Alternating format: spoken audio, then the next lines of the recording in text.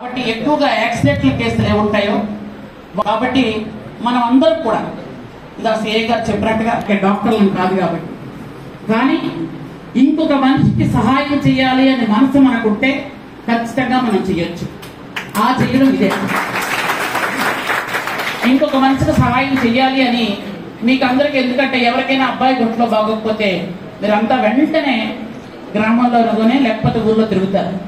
మా ఫ్రెండ్ కొంట్లో బాగాలేదు, అర్జెంటుగా ట్రీట్మెంట్ చేయాలి, హెల్ప్ చేయండి అని.